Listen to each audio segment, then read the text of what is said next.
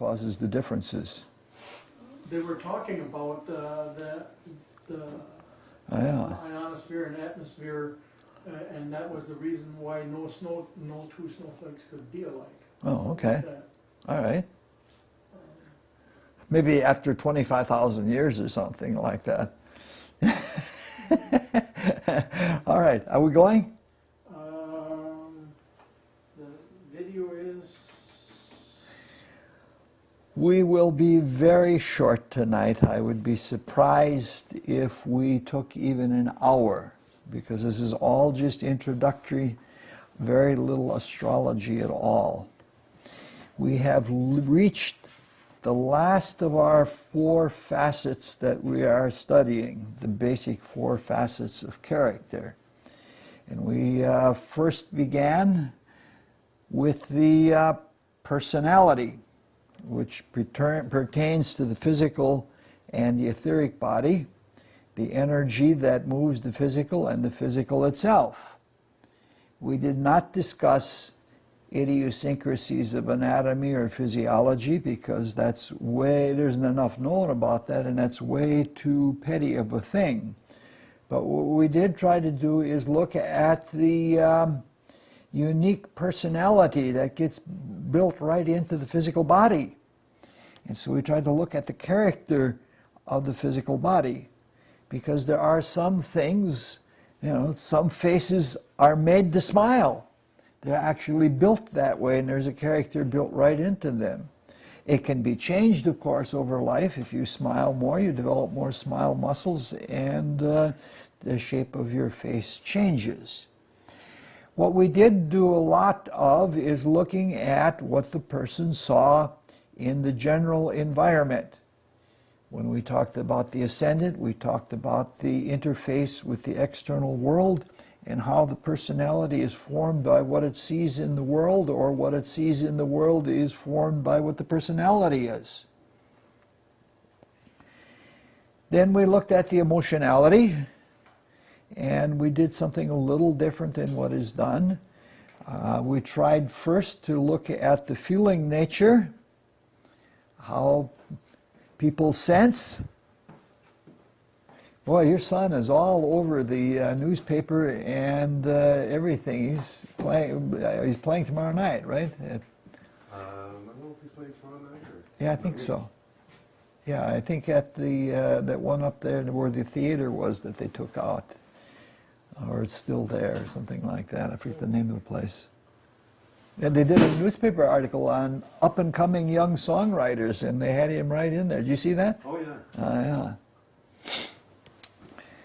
And we discussed the relationship between the subject, the individual, and objects of desire. And we tried to form quotients of repulsiveness and quotients of attractability, as well as looking at all the different colorings of emotions and all the different kinds of things that a person would desire and such like that. And that was the second major facet. The last time we met, we finished up on the third facet, and that was the mentality.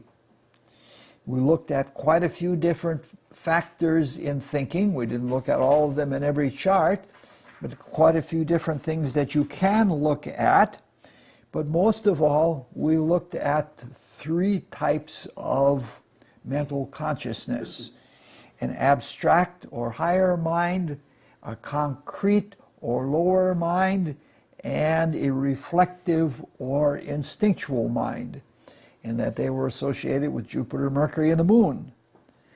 We looked at intellectual attitudes and abilities, mental attitudes and abilities, and we looked at opportunities for developing the higher mind and lower mind, but obviously we didn't have time to do much of that because it's such a big topic. We could have spent just several years on that alone. In fact, we did as light as we went through it.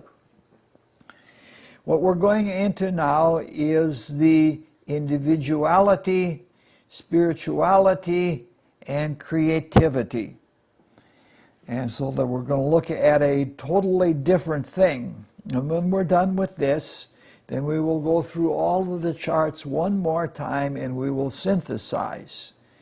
We will make up forms for determining how you develop a synthesis of the whole character, what is important and what is not important, and we will understand the character more when we see how each of the facets works relative to each other and how it works relative to all of those profiles that we did at the very beginning of this whole business. So that's going to, we've got a 2 and maybe 3 years ahead of us. I may be an old person by the time we're done here, and I have 2 courses after this yet that I want to do. And they're both very long courses, so I may never get everything said, or that may be one of those things. I'll just keep the angel of death away saying, you can't take me yet, I haven't finished my last courses. All right. And we'll try to see a way that we can make this all presentable. And hopefully we'll understand pretty much what a human being is by the time we're done with it. Now, in working with individuality, spirituality, and creativity, it's going to be much more difficult than any of the other 3 facets that we're working with. And there are several reasons for this, and some of those reasons are general, and some of them are specific. And one of the general reasons is that it is abstract. Everything that we've looked at so far is in a way weighable. Not weighable in a gravitational sense, but it has a beginning and an end, and so it's concrete.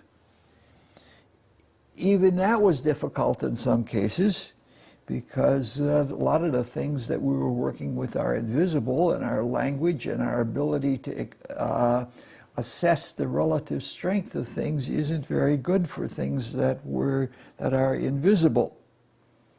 The desire world and the world of thought are extremely fluid, and it's hard for us to deal with that kind of fluidity. We just can't do it. But they do have beginnings and they do have ends, and so they're concrete. All of the things in the spirituality are eternal. It doesn't necessarily mean that they're infinite, it means that they're eternal. And all of the things in the spirit have infinite potential. Whereas in the concrete, there is not infinite potential. The ground rules are set up for it to be concrete, but they have those limitations, so that isn't possible. Now, we do have a mathematical language for working with very abstract things, and we'll even do a little bit of that, but the mathematical language is just bones, it's skeletal, and it really doesn't get at the character, so even that is going to be sketchy and very limited. But this is the way transcendental things are. We can awaken to them and we can experience them, and everyone that has done so has marveled at the ineffability of even the lowest of the transcendental states. So truths and truth are going to always be incomplete. Therefore, when we're talking about the spirituality in somebody's life, we don't have the last word. We're very lucky if we have a few opening or first words. So that's what we're going to deal with. So what we're going to try to do is look at the essence or the savor of these abstract spiritual things. And in that we have an analogy from mathematics. There are many, many different kinds of infinity. And some infinities include other infinities inside of them. There are all sorts of really bizarre mental things that take place with infinities.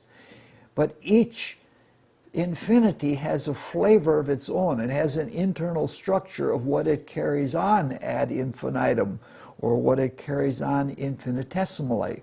And that flavor or that savor or that structure of something that is eternal is what we're going to try and look at with all of these things, because that's all we can really do, is we can point at them. We can get the essence of something, but not necessarily the totality of it. Now, the ironic thing about this is that spiritual things happen in wholes. And when you have a true transcendent spiritual experience, you understand a whole. But you may not be able to put that into words. You know, it's so total that words don't even get at the surface of it. Another thing about when we're dealing with things spiritual, everything is live. It's vividly alive. And we're used to having something that we can set before our consciousness, or at least we can measure it along the way, and an incessant life that is incessant in its changing, even though there's that internal structure or flavor, is something that's hard to get at. And things that are spiritual, the proof of the pudding is in the living. We can live them, and when we live them to that degree, we experience them or know them. So there is no substitute for spiritual experience. It's ironic in all of this that the first spirituality that we're going to look at is from somebody who was basically atheistic, which should be interesting in itself. Another problem is that there's little or no differentiation. A whole is a whole, and it's like the ocean. It may have things dissolved in it, and that may give it a character, but it isn't differentiable in a way that we can see real clearly. When we talked about concrete thought, we could see that there were specific kinds of thoughts that a person made. Or when we talked about desire, we could talk about hues, and each emotion, each desire had a particular hue all of its own. But even that was almost too much for us. In spirit, all of these things are there. They couldn't have come into concrete manifestation if they hadn't come from the unity of the Spirit, but they're there in a very different way. It's analogous to the way light has within it all the colors. And if we break down light, we can see the colors that were in it all the while.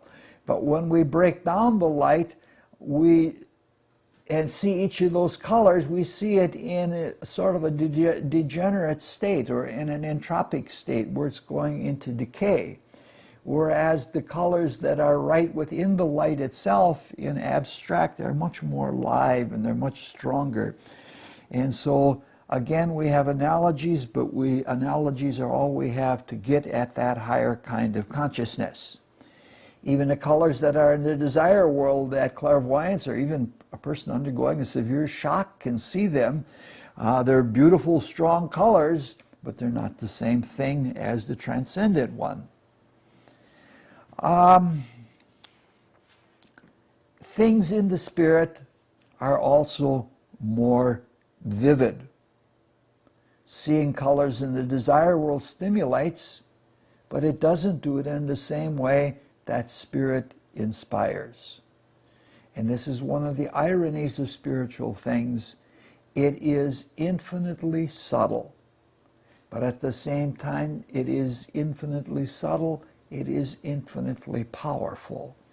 And so that when we're looking at the vivid stimulation of things in the spirit, we're looking at things that are very subtle, but in their subtlety are strong enough to change the entire world.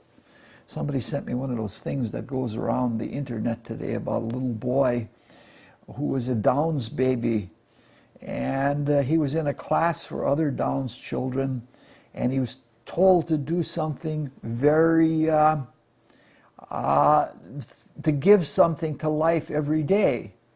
And he was a sacker in a grocery store, and he took it to heart. And even though he was a Downs baby, every day he would think as much as he could think, and he would put down his thought for a day. He'd do it on the computer, and he'd make many copies of it. And then when he packed people's groceries, he'd put one in each grocery sack. And what happened was that the manager came to the store a few days after he had done this, and at the line where he was packing, many people with their carts. And the other lines had almost nothing in them, and so he ordered more checkers, and the people wouldn't move because they all wanted the thought for the day, because it was real genuine, because of the little kid.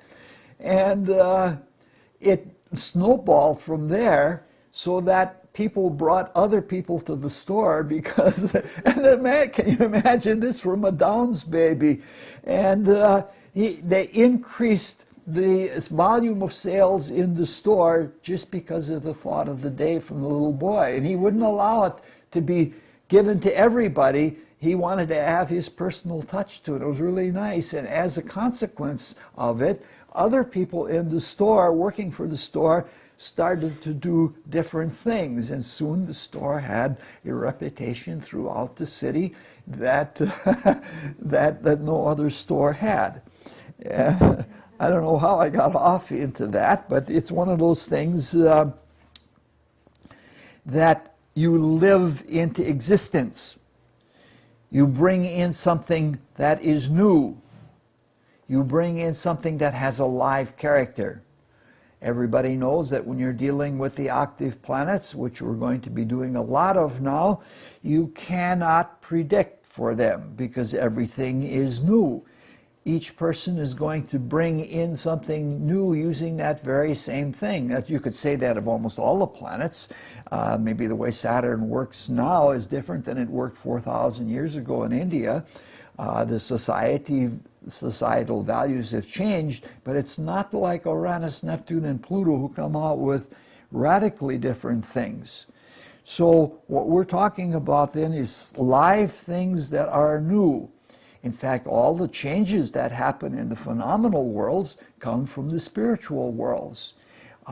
The writers who do have experiences from the spiritual worlds, they have a hard time putting things into words, but they claim like it's a bubbling life that is bristling, that is brimming with energy, but not like electric or kinetic energy, but spiritual energy. And it's full of itself and it bubbles over. And basically what becomes the manifestation is the froth of what's taking place all of the time in the spirit.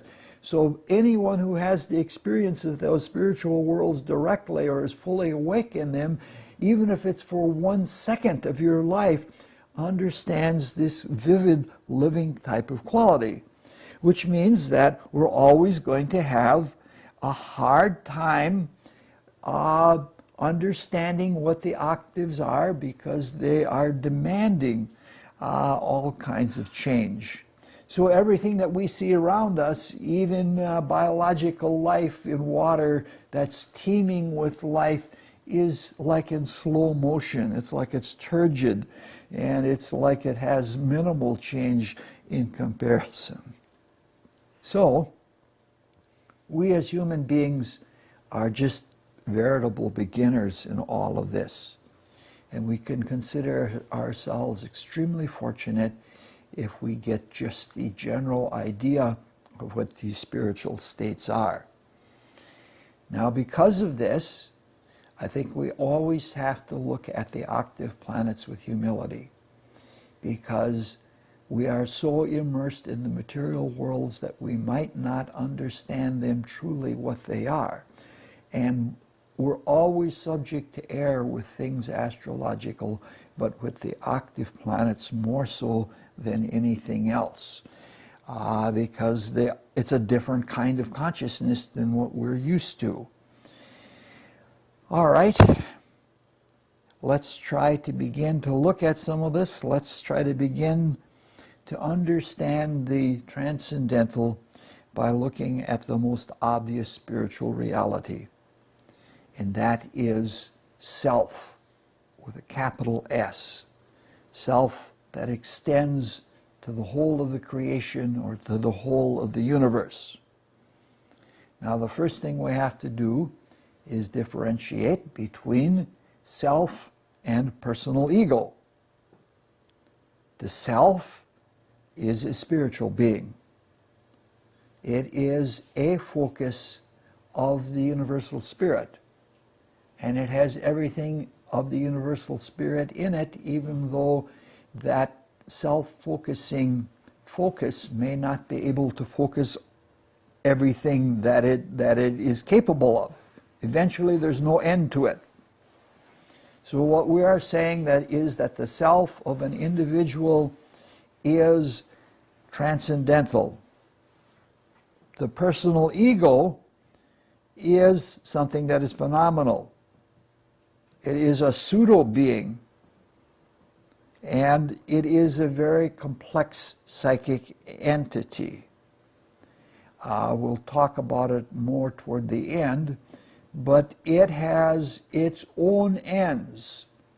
It does what it wants. It has arrogated control of our phenomenal personality quite a bit to itself. So we have this divided self. The real spiritual self, which is very nascent and very undeveloped, and then this personal ego, which is a pseudo-being, which is a collection of a mental, emotional nature with a reflection from the true self, and that is what works in us. And most of the time, when we're thinking of ourself, we're thinking more of that personal ego than we are the spiritual self. If we are awake to ourselves in the spirit, even if we are awake only for a moment, it is an undubitable or indubitable fact to us for the rest of our existence that we are divine beings. You cannot have even a simple little baptism by the human spirit, baptism of the Holy Ghost, as it's called in the Jesus movement, without realizing that you are a divine being, a God with a small g, but nonetheless, we are gods.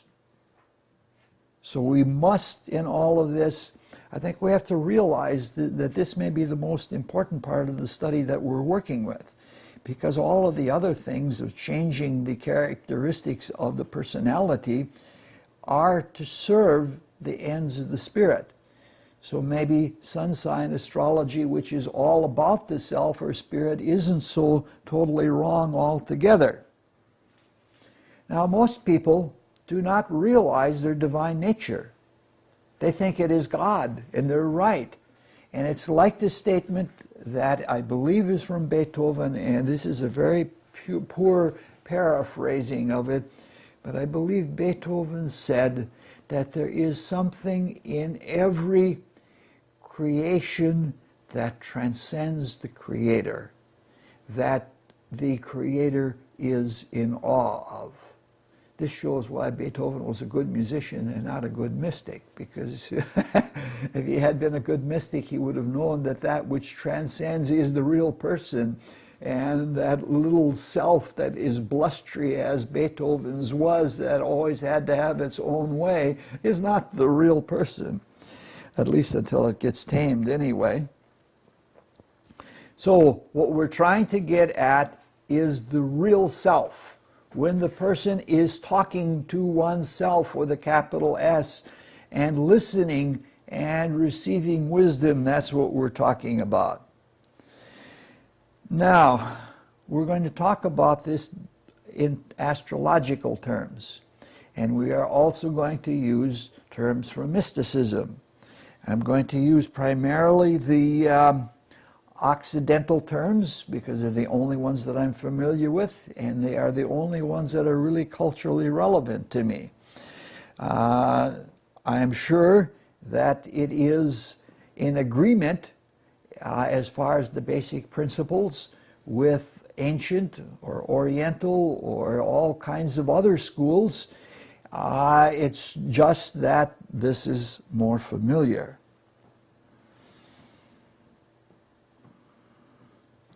Now, some schools that do not all believe in the threefold nature of spirit.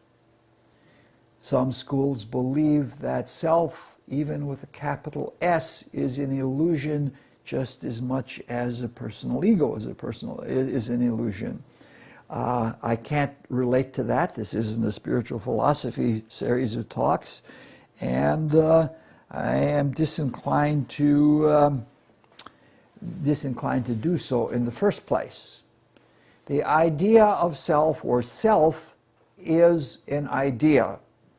And this is why it is so hard for some schools. They think that an idea relative to pure truth, that an idea is an illusion, a nothing. And an idea that is self-perpetuating, an idea that defines itself and that is capable of creating within the universal spirit, is too much for some people to want to believe. And these are very deep things, and they're very difficult things.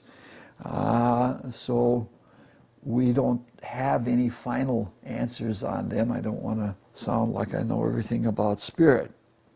Most of it, but not everything. No.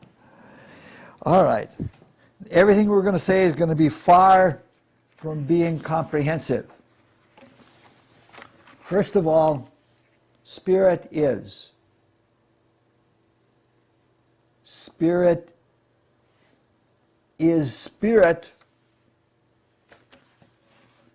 and that is both active and passive. It is actively being, but it is also subsisting within its own being. It's hard to talk about spirit in one way and exclude other things because of that great unity. The unity of spirit exists. It's manifest, or we wouldn't know it. There may be unmanifest spirit beyond our knowing, but that's another thing that's way too far out. In the manifest state, spirit has characteristics right within its own being. Therefore, within the inseparable states of being, which can be abstractly thought of as separate, they are just, I don't know how to say it, they are things that exist within a unity. Everything that is manifest, like the world of thought or the desire world or something like that, those are just states of being within the spirit. The spirit itself just is in its being.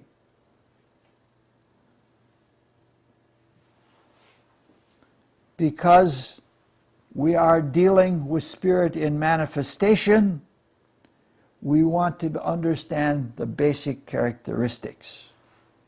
And those basic characteristics are seen as worlds or states of being, but it's much better to look at them in terms of spiritual attitudes or in terms of spiritual character. With regard to what we are talking about, the deepest state of spiritual existence is called divine spirit. Basically, that is the spiritual will to be.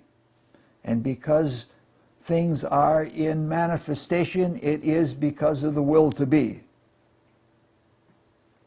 Life spirit has the characteristic of change, of life, not vitality, but life. But it has a unity, and it is held together in oneness, not the arbitrary oneness of divine spirit, but it's held together in unity by the power of love, or the character of love. And the raw existence, or the basic beingness or being of divine spirit, is understood in life spirit as truth. Not a truth or not a fact or anything like that, but the truth of that which exists. It's a step more manifest than the simple will to be. In this, the divine spirit is usually considered the spiritual masculine. It's considered a father principle. And life spirit, since it receives its radiance of truth from that power of the divine spirit, it is considered feminine. And the two, the spiritual masculine, or the spiritual feminine, or the divine father and the divine mother, are necessary to each other for any state of manifest creation beyond that. Human spirit is what one might call the offspring of the will to be and the light of truth, or the will to be and the love that holds things together. Human spirit has the characteristic of conception. Therefore, it has conceptions of truth. Anything that we would call a principle or an idea or a concept, all of those are manifestations of will and imagination, or of power and light, and all of those are differentiations. Now, these are states of spirit, and in transcendence, they cannot be separated from each other than in their spirit living, or the living quality of their spirit. All three states of spirit are manifest, and all three work in unity, in common. When that which is being conceived is conceived apart from the conception process itself, that which is produced is a self, a being, a divine focus, a divine being, a God, if you like. This is important. Spirit knows itself through the reflective focus on this divine being.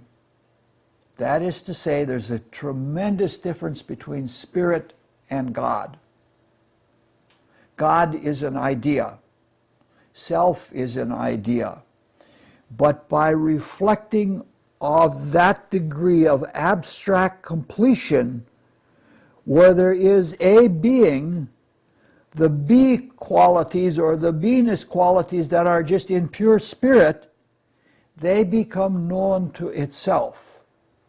And this is what is called self-consciousness. So even though it is an assumptive idea of a being, the effect of it is reality in the consciousness of pure spirit, in life spirit, in divine spirit. It's a very difficult, very, very difficult thing. This is why the higher contemplation of self, which we find in all religions and in all schools of mysticism, is not only an awakening, but it is a perpetual birth of self. And this is why individual spiritual beings are so important, because it is through them that the character of a being is awakened into potentiality of the beingness of spirit. I may be talking things that are just too far out and not relevant, but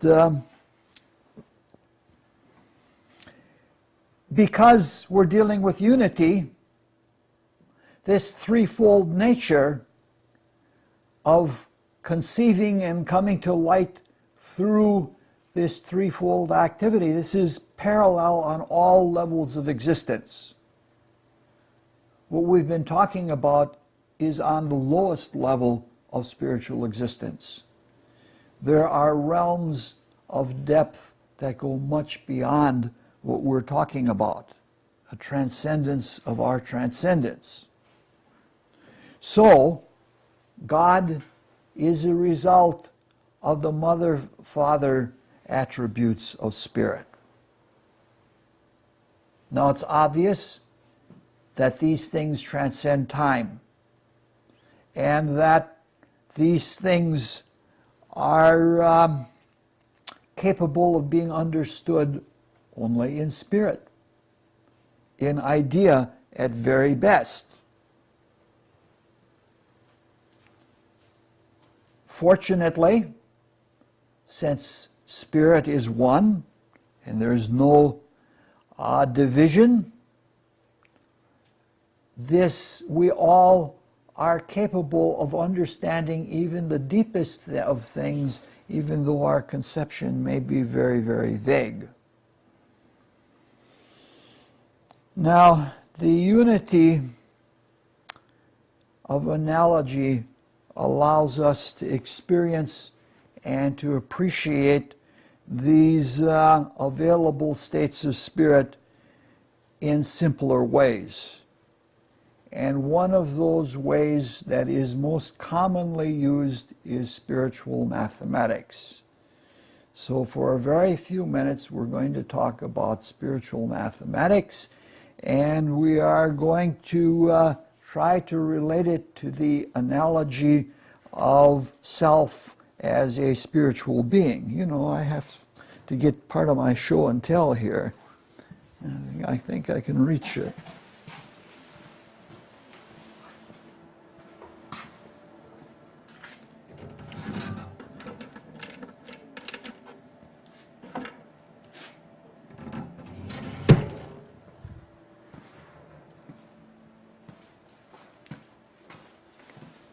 Good. This is what we're going to be talking about. It's called an equilateral tetrahedron. Now, we're going to be using mathematics in a way that most self-respecting mathematicians who have a conception of themselves as a result of having earned a PhD, they would probably cringe at what we're going to say. But that's all right.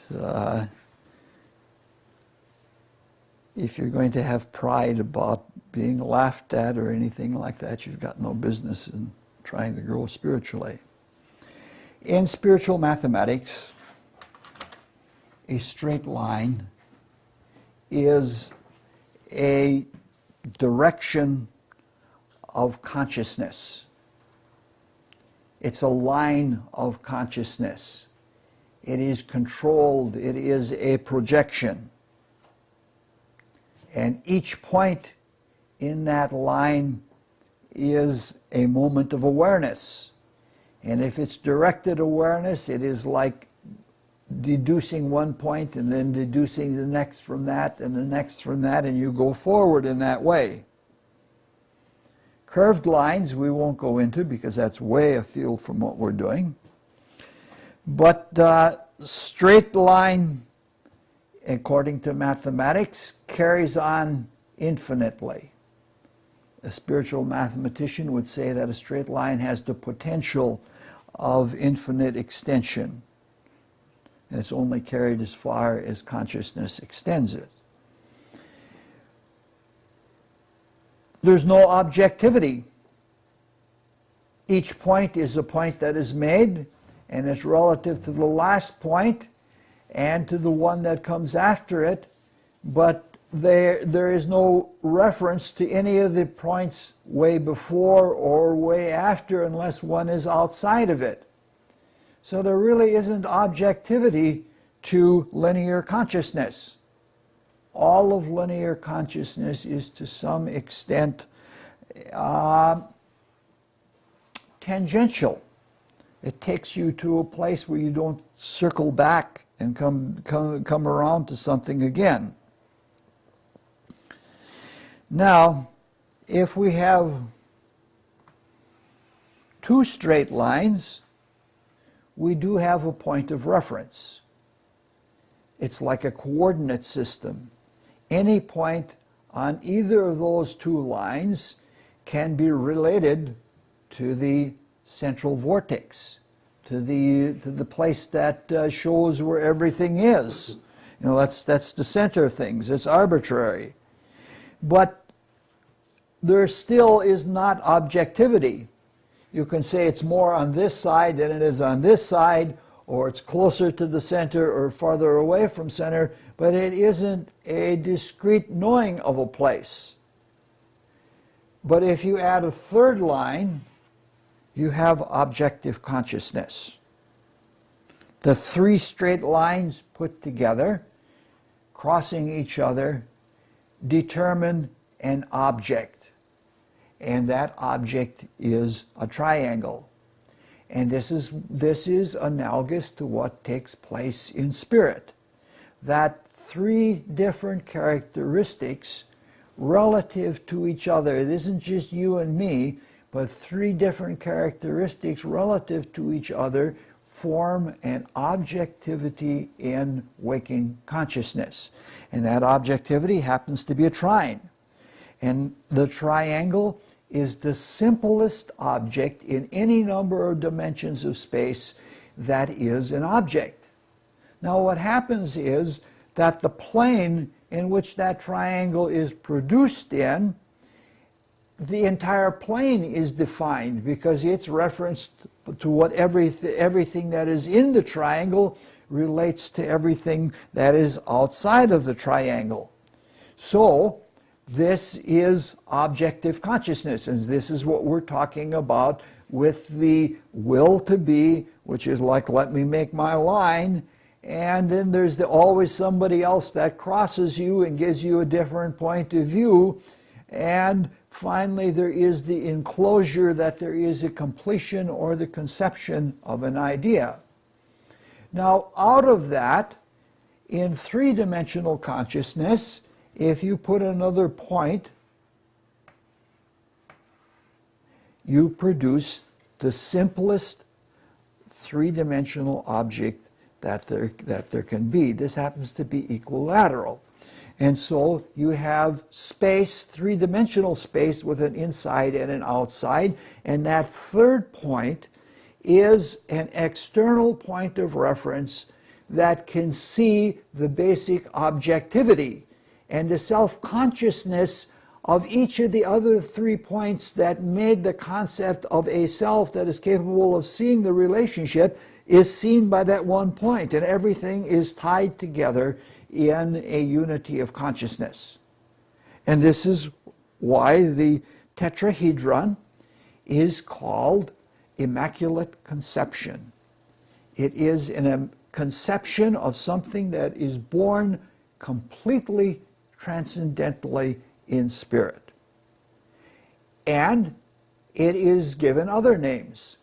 In India, the tetrahedron is called Swayambhuva, which is the first ancestor or the first patriarch. Just as in the Judeo-Christian way, Adam, not Adam Cadmus or Adam Primus, but Adam Adami. No, it's the other way, Adam Primus, the transcendental Adam, is indicated by the same figure. So this, and from that, from this basic abstract conception of a self, which, and the most fundamental one is God. And from that, everything else is born, because the first conception of self in abstract, in eternal consciousness, makes capable all of the other possibilities that there are. And so before there is a creation in manifest, where there are worlds with all kinds of things evolving in all kinds of different states, the fundamental ability to objectify a potential within a living spirit that has unlimited potential depends on this immaculate conception. All right, we're almost done. It is going to be just a little, right around an hour. Now, obviously, if we're looking at this mathematically, it gives us a nice, clear, clean logic, but it is skin and bones, or bones. There's nothing fleshing it out. And that's where astrology comes in. Astrology is the beginning of a fleshing out of it, but even it isn't much, because its fleshing out is abstract, and it's not what each person does with their particular character. Each of the states of spirit in the fundamental triangle is indicated by one of the octave planets, basic octave planets that we work with. And it's amazing how clearly the characteristics of the octave planets and the characteristics of the Trinity fit together, even though they seemingly were developed independently in terms of human consciousness. Now, the assignations or the rulerships of these basic lines or basic states of spirit are not the only ones. We're going to use the ones that are most relevant to us coming to self-consciousness of ourself and understanding other people in their horoscope. So when we're pondering these things, we must remember that we're always pondering the higher octave. And we had this talk a long time ago that we have to be careful of understanding higher octaves. In manifest reality, each of the transcendent planets also has a mundane manifestation, but because it has passed through the lens of creative consciousness, it has become inverted. Therefore, each of the planets has a different meaning on the higher versus the lower level. Uranus is associated with life spirit, which is altruistic love. And that is part of the spiritual feminine. But when it passes through the lens, it becomes a masculine-like planet, and it becomes technical. But the basic quality of feeling stays with it. I've actually gone around and talked to mechanics, and I've gone around and talked to engineers without them knowing what I was doing, and I asked them questions like, well, if you take the bearings out of an automobile and you have a sense that this bearing is not good, do you do that by logic or do you do that by feel? And all of the Uranian mechanics did it by feel. So what we're saying then is that the octave of Venus is Uranus, and the lower octave of Uranus is not Mercury, even though that's taught in some books by people who don't understand the principle of octavation in creative activity. So basically, the divine spirit, that will to be, that is even actually transmasculine, it's almost above any gender differentiation. Gender differentiation doesn't begin until there is the female born, is Pluto. So it is the creative will to be, the will to create. In the psyche, it deals with fixations, obsessions, and compulsions. And on the physical plane, physical etheric, it deals with potential, that which does things in a non-active way, exactly like the still water that is behind the dam. The life spirit, which is the spiritual feminine, is related to Uranus, and that is the planet of creative love, the planet of creative light. If you understand that a principle is true, that principle is colored. But when you understand that the lights go on, because you are understanding the light of truth that inhabits that particular idea or that particular principle. So it represents what is called pure imagination, which does not make pictures. It just makes possible the capacity for imagination. In the psyche, that is the higher part of the vital body, the desire body, and the mind, lower concrete mind, it is a planet of stimulation. It's an electric planet. And in the physical, it does just that. It does rapid transferences of energy. The human spirit corresponds to Neptune, which is sort of like a planet of chaotic genius, because all the principles exist all at one time. And what Neptune is the ability to conceive of an idea that incorporates other ideas. And it ties them together. This is why Neptune, in its consciousness, always makes connections. Neptune sees things as wholes, but it sees them as spectral wholes. Meaning to say, it sees the light broken down into the entire rainbow. It doesn't look at individual or specific colors. It likes the whole gradient of the rainbow. Now, I have very quickly put together, it's in no good order, a few of the many, many things that deal with Trinity, and they're all in the same order. The top one is always the divine spirit, the middle one is life spirit, and the bottom is human spirit.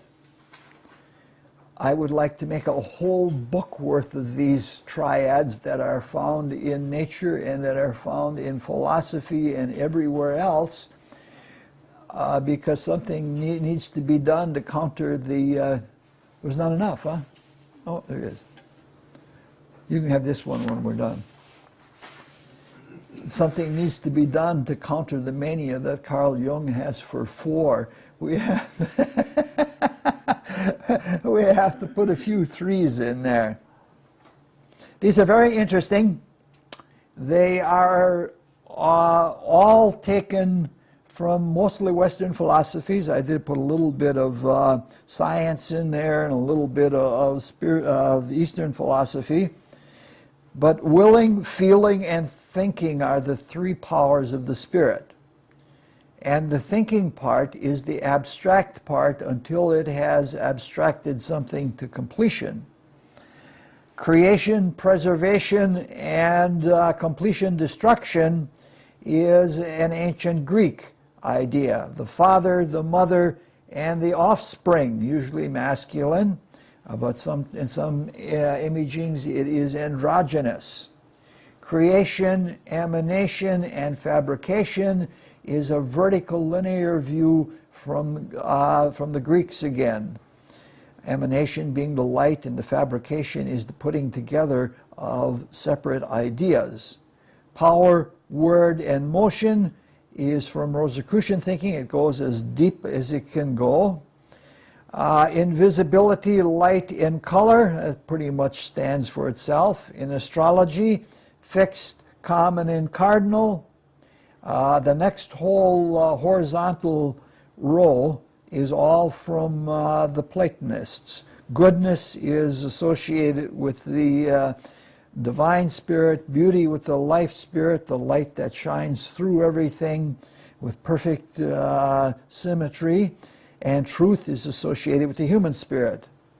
The highest was called the noetic, and the lowest was called the noeric, and the noetic and noeric is what the life spirit was. I'm right now in the throes of studying all of those real deep things about the one and the many and the many. In color, you have saturation, and in how much whiteness or blackness is added to the color, which gives you a tint or a shade. And the differentiation is the hue. The straight line, the willed straight line, is associated with geometry. The waves and curves are associated with analysis. And the numbers or arithmetic is associated with the human spirit. In terms of the way things are gotten, the invisible meaning or the definition is the divine spirit, The means of expressing it is the life spirit, and finally the name is the human spirit when it is given a personal character. Brahma, Vishnu, and Shiv are from the Hindus. In terms of sound, volume is the divine spirit, interval, the spaces in between is life spirit, and the pitch is the human spirit. Rhythm, harmony, and melody, pretty obvious.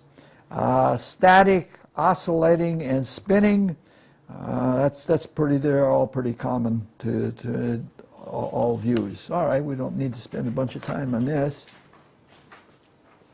It would be nice if somebody wanted to take a project and go through all of the sciences and all of the arts, go through fundamental, basic beginning books and pick out all the triads and see different kinds of triads and how those different kinds of triads relate to the original states of spirit in different ways.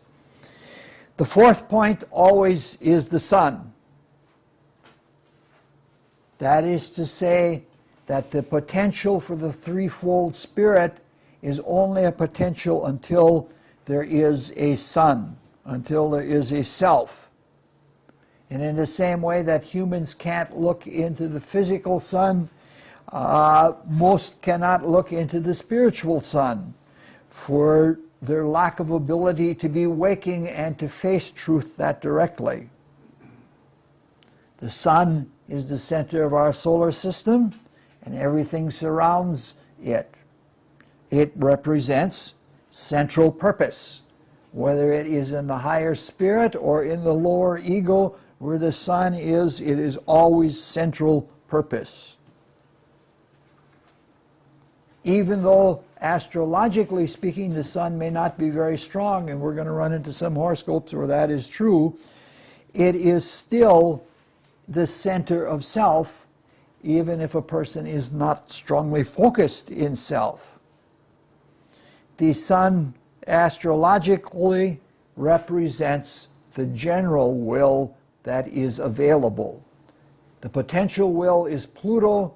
The energy that comes out of actualized will, which is the sun, is Mars. So we have a trinity between power and energy.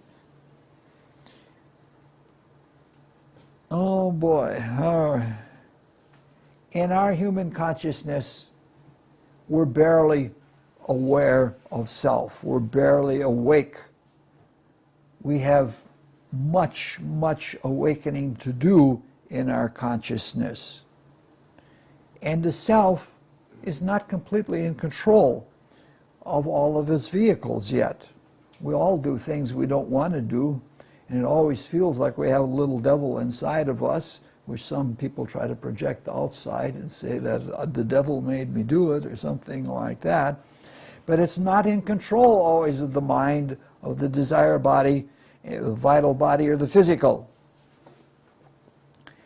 And there is a reason for this. It's part of the long, slow evolutionary process that it takes a long time for the self to draw into its vehicles. And because of that slowness, in order for us to be able to take care of ourselves, a pseudo-self was projected into the desire nature. And it was meant to protect and motivate us to keep going forward. But it had a character, a pseudo-character of its own, and a sort of even self-consciousness of its own. A self-consciousness that would be wakened to its self-likeness in interactions with other people.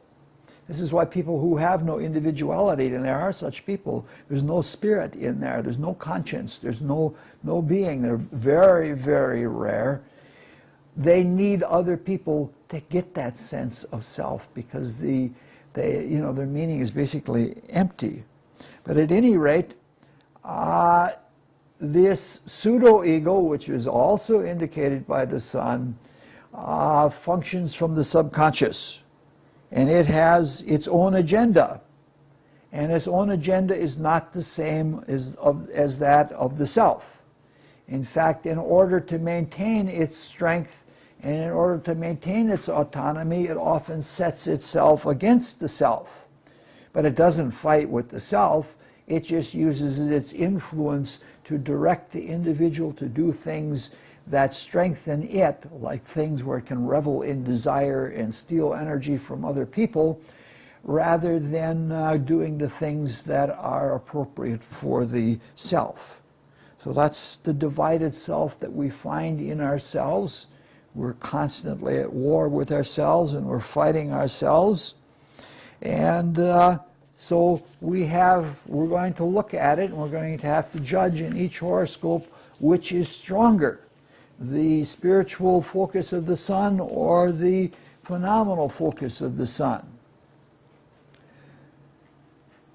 So, the sun almost always represents two major different interpretations.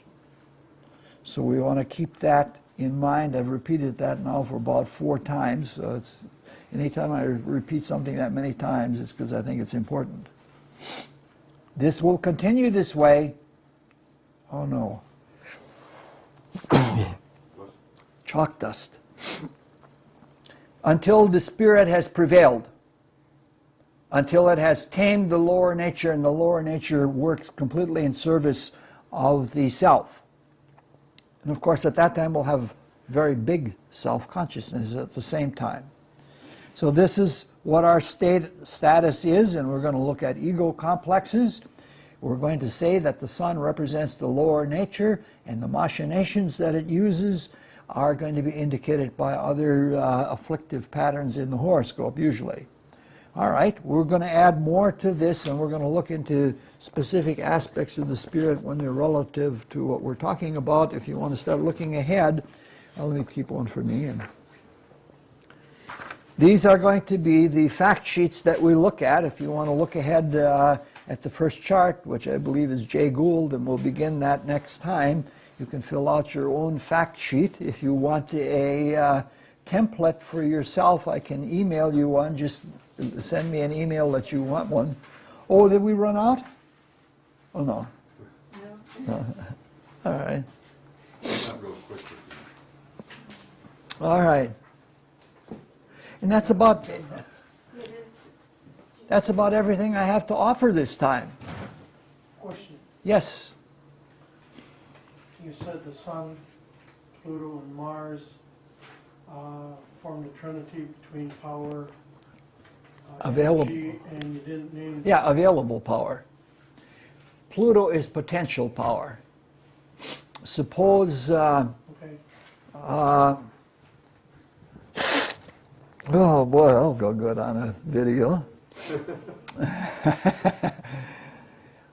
Suppose you're in a cave inside of a block of frozen methane, and somehow by rubbing your hands you can start a little fire going. You start that fire going, that fire is like the heat that comes off of it is like Mars. The frozen methane around you is like Pluto.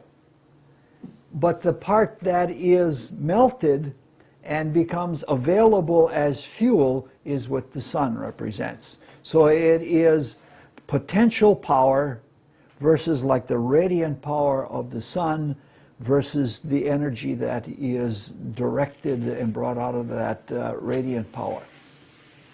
All right, any other questions? This is very different than what we normally... To be applied to the Jay Gould chart? Yes, but I'll pass one out next time, but if you want to work ahead, or if you want to use it for other horoscopes you have, that's the reason I'm giving you this one. We're going to have fun. Yeah, Oh, like, that's good to know. Yeah, I really enjoy doing all of these things. I sometimes, the ego part of me, I say, wow, here you are, you're putting in all this work and you're going into it deeper than anybody else that I've never met anybody who goes anywhere near any of this material, and it's all all real great material. I said, well, here you are in this little classroom and nobody hears it. And then I said to myself, I don't have to be bothered with all sorts of other things. You know what I mean? It's enough to take it out of potential and make it available, and people people can then pick up on it. Like there is a very popular book now among the astrologers, and it's something I've been teaching for over 20 years. Ela has seen it. It's called Bailey's Triangles. And it talks about the houses, the first, the fifth, and the ninth, the second. And it doesn't do it nearly as well as we've done it right in this class.